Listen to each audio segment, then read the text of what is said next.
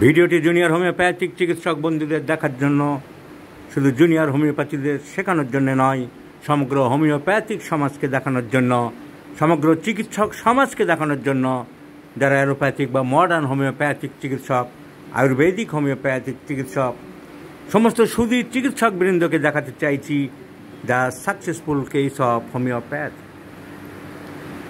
শুধু তাই নয়, সাধারণ মানুষ যারা অনেকে হোমিওপ্যাথিকে বিশ্বাস করেন, মানেন, জানেন, শ্রদ্ধা করেন, তারাও দেখবেন তারা আরও মনের জোর পাবেন, হোমিওপ্যাথির প্রতি তাদের আস্থা আরও বাড়বে এবং যারা অর্বাচীন উপহাস করেন হোমিওপ্যাথিতে তাদের চৈতন্য উদয় হোক। ঠাকুর রামকৃষ্ণের একটা কথা ছিল, জ্ঞানী পাপি তাপি মানুষদের তোর চৈতন্য হোক। তো সেই সব অ্যালোপ্যাথিক চিকিৎসকদের আমি বলবো, তোমাদের চৈতন্য উদয় হোক, তোমাদের শুভ বুদ্ধি হোক। তোমরা একবার বলো যে হোমিওপ্যাথিতে রোগ সারে, শুধু প্লাসিবো এফেক্ট নয়। সেই সব অর্বাচীন অ্যালোপ্যাথিক চিকিৎসকরা, সেই সব অর্বাচীন সমাজের সাধারণ অনেক মানুষরা যারা হোমিওপ্যাথিকে বিদ্রুপ করেন, যারা হ্যানিম্যানকে বিদ্রুপ করেন, যারা সূক্ষ্ম শক্তিকে বিদ্রুপ করেন, অথচ নিজেরা জন্মেছেন খুব সূক্ষ্ম শক্তির মাধ্যমে, সূক্ষ্ম অতি সূক্ষ্ম একটা শুক্রকীটের মাধ্যমে যে জন্মগ্রহণ করেছেন, নিজের জন্মকে অস্বীকার করছেন, সূক্ষ্ম শক্তিকে অস্বীকার করছেন। স্থূল শক্তির পূজারী যারা, তারা মন দিয়ে শুনুন, চোখ দিয়ে দেখুন।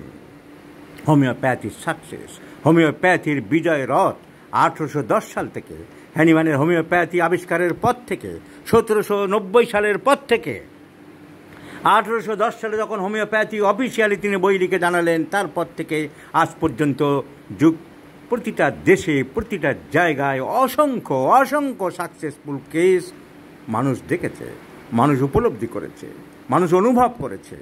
কিন্তু তবু আপনারা নাক ছিটকাচ্ছেন, তবু আপনারা মূর্খের স্বর্গে বাস করছেন আর উপহাস করে চলেছেন। এটা আপনাদের দৈনতা। আপনাদের গালিগালাজ করে লাভ নেই, কটু কথা বলে লাভ নেই। অজ্ঞতাই আপনাদের উপহাসের মূলধন হয়ে দাঁড়িয়েছে। এতগুলো কথা বললাম কেন? অত্যন্ত সাকসেসফুল কেস আজকে একটি দেখাবো বলে। এই ভদ্রমহিলা বয়স 31 বছর, এর হয়েছিল ড্রাই আই।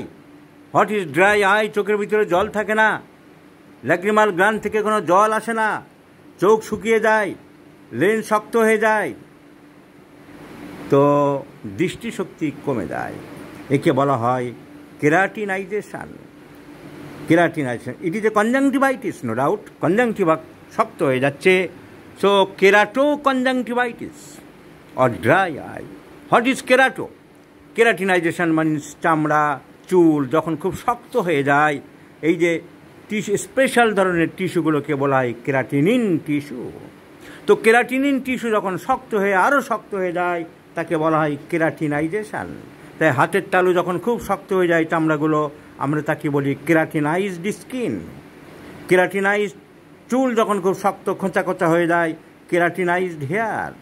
তো চোখের conjunctivitis is also known as keratoconjunctivitis, and this keratoconjunctivitis is also known as dry eye. তো এই ড্রাই আই হয় অনেক কারণে। পক্সের ইনফেকশান থেকে হয়েছিল এই ভদ্রমহিলার।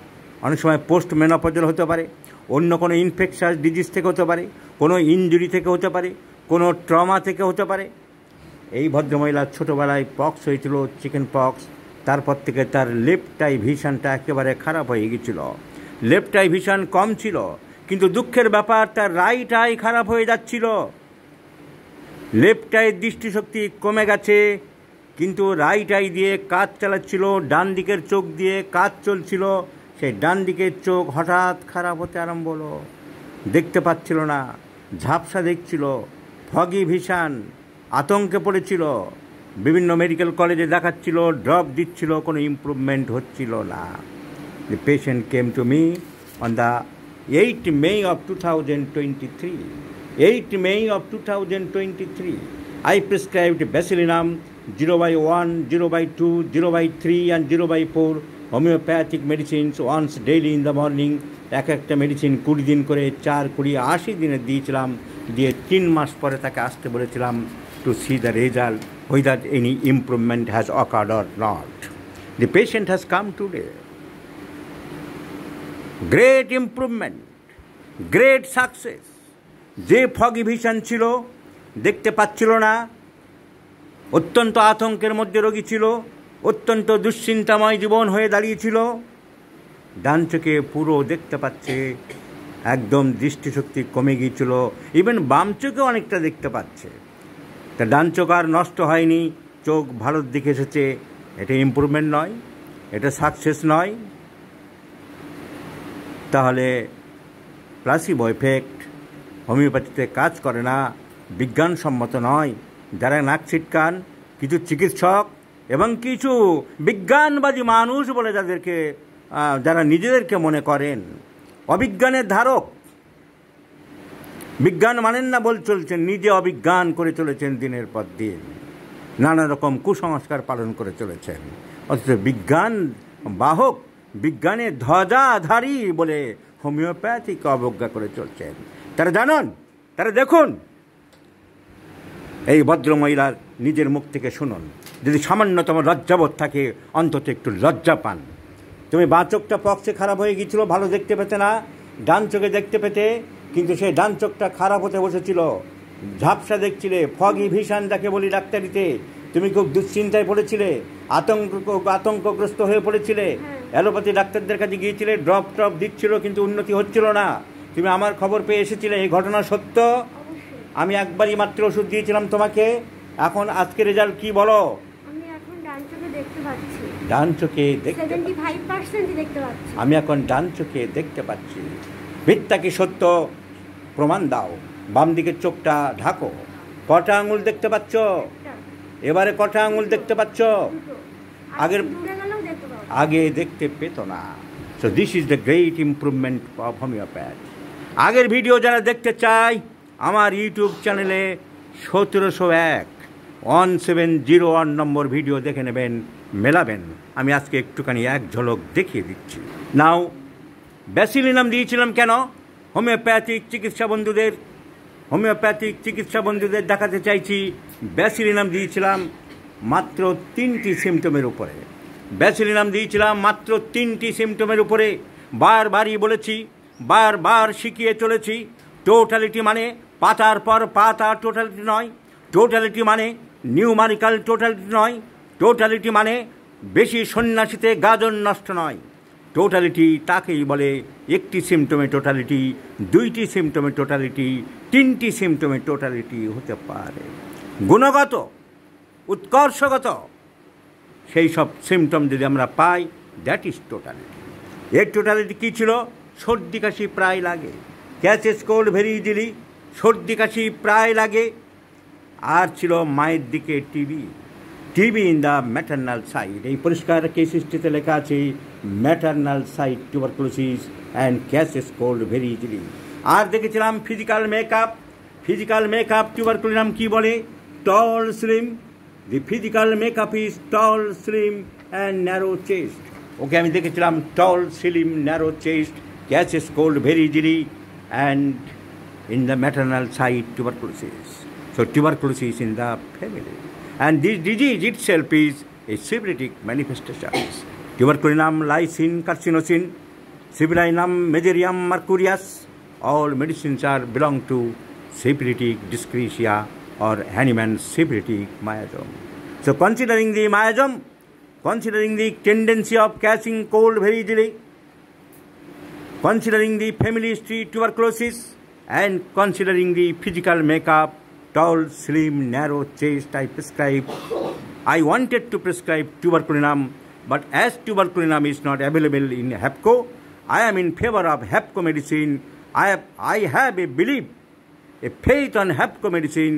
So HAPCO is not preparing, they are not preparing tuberculinum in 50 millisiemens scale of potencies, but they are preparing basilinum in 50 millisiemens scale of potencies. I do not find any much difference between tuberculinum and basilinum, so I prescribed basilinum on faith of HAPCO medicines, basilinum 0/1, 2, 3, 4, and the patient has got so improvement. So this is the improvement of homeopathy. Is it not improvement? Is it not success? Is it not beliefs the superiority of homeopathy? Is it not reliable on homeopathy? তাহলে homeo চিকিৎসক বন্ধুরা, তোমাদেরকে সবাইকে দেখালাম the success of homeopathy, the reliability of homeopathy, the amazingness of homeopathy, so great, so deep, so violent and so penetrating. আমি আগের দিনের ভিডিওটা একটু দেখিয়ে দিলাম, এই সেই ভিডিও, আগের দিনের হিস্ট্রি আমি মোবাইলে, অন্য একটা মোবাইলে ব্যাকে দেখিয়ে দিলাম। Video number 1701 dry eye. যারা কম্পেয়ার করে নেবেন, যারা এখনও নাক ছিটকাচ্ছেন, যারা এখনও হোমিওপ্যাথির বিশ্বাসযোগ্যতা নিয়ে প্রশ্ন তুলছেন, সেই সব অর্বাচীন, সেই সব মূর্খ, সেই সব নেতিবাচক চিকিৎসক এবং মানুষদেরকে আমি অনুরোধ করব, তর্কের মধ্যে নয়, মূর্খামির মধ্যে নয়, ভণ্ডামির মধ্যে নয়, কপটতার মধ্যে নয়, সত্যিকারের অনুসন্ধিৎস মন নিয়ে বিজ্ঞানকে ভালোবেসে, সত্যকে ভালোবেসে আপনারা স্বীকার করুন, homoeopathic medicine acts, it is a science, it is a great science, it has the scientificity. এবং হ্যানিম্যানের কথাই, homoeopathy the divine art of healing gifted by the gracious God. তোমাকে অসংখ্য ধন্যবাদ। তোমার চোখের উন্নতির জন্য হোমিওপ্যাথিকে নিশ্চয়ই তুমি প্রশংসা করবে এবং সমস্ত মানুষ জানুক যে হোমিওপ্যাথি রোগ সারাতে পারে এবং হোমিওপ্যাথি বিধাতার এক আশীর্বাদ মানবের জীবনে নেমে এসেছে।